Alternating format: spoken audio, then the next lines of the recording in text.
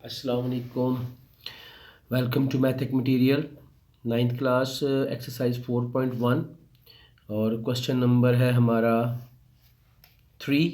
Question number 3 में factorisation उसी तरह से। अब यहाँ पे देखें मिड टर्म ब्रेक हो रही है। मिड टर्म ब्रेक के हवाले से मैंने एक वीडियो भी अपलोड की है जिसमें मैंने मिड टर्म ब्रेक का जो है वो तरीका बड़ी तफसील से आपको बयान किया है। मज़ीद यहाँ पे भी देख लें कि मिड टर्म ब्रेक के लिए जो रकम होती है उसमें हमारे पास 3 टर्म्स होती हैं। जैसे ये एक्सप्रेशन दिया हुआ ना 3 टर्म्स हैं और इसमें आपके पास जब लीडिंग कोफिशिएंट जो पहला आपके पास इसका कोफिशिएंट 1 हो ना तब आपने सिर्फ कांस्टेंट को देखना है। यहाँ पे कांस्टेंट -12 है तो हमें -12 के ऐसे फैक्टर ढूंढने हैं जिनको मल्टीप्लाई करें तो 12 आए माइनस का, और जब उनको आपस में ऐड या सब्ट्रैक्ट करें तो हमें प्लस का 1 चाहिए। ठीक है, तो देखें हमारे पास जो फैक्टर बनते हैं ना 12 के वो बनते हैं 1 × 12 वो भी 12 होता है।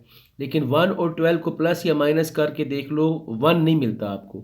इसी तरह से दूसरा फैक्टर जो है दूसरा जो पेयर बनता है फैक्टर्स का वो 2 6 12 होता है। लेकिन 2 और 6 को प्लस करें या माइनस करके देखें तो हमें यहाँ पे भी 1 नहीं मिलता। जबकि तीसरा जो हमारे पास पेयर बनता है 12 के फैक्टर्स का वो होता है 3 4 12।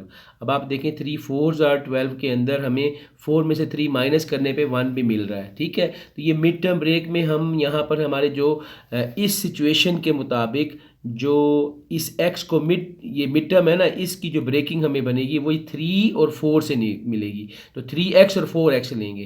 ठीक है, अब चूंकि हमें यहाँ पे प्लस का 1x चाहिए तो प्लस का 4 होगा और 3 माइनस का आएगा।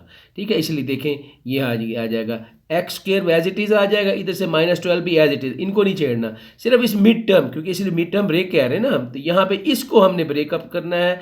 ये जो आपके पास है x तो ये बन जाएगा 4x - 3x में। अब देखें 4x में से आप 3x माइनस करें तो आपको ये x मिल जाता है।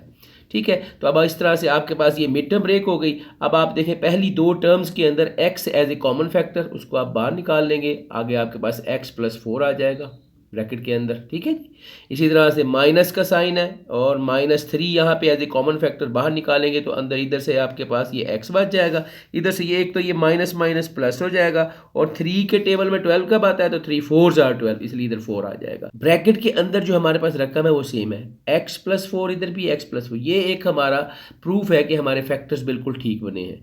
अब जो आपके पास ये एक टर्म बनती है ये दूसरी टर्म, दोनों में हमें x + 4 कॉमन मिल रहा है, एज ए कॉमन फैक्टर से बाहर निकाल देंगे, बाकी हमारे पास जो अंदर ब्रैकेट के अंदर आ जाएगा, इधर से x बच जाएगा, इधर से -3।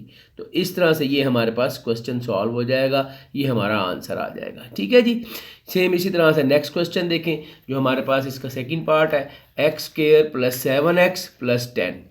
ठीक है, अब इसमें देखें आप कि उसी तरह से कांस्टेंट टर्म 10 को हम देखेंगे। ठीक है, क्योंकि यहाँ भी लीडिंग कोएफिशिएंट 1 है ना, इसीलिए हम सिर्फ 10 को देखेंगे। अब 10 के हमें ऐसे फैक्टर ढूंढने हैं, मल्टीप्लाई करें 10 आए और ऐड करें तो 7 आए, तो जाहिर है वो 5 2 10 5x और 2x निकलेगा। ठीक है, तो ये x² एज इट इज़, इधर से ये 10 भी एज इट इज़ आ जाएगा। इस 7 को अब हमने ब्रेकअप कर दिया 5x + 2x के अंदर, तो उसी तरह से पहली 2 टर्म के अंदर x कॉमन ले लेंगे।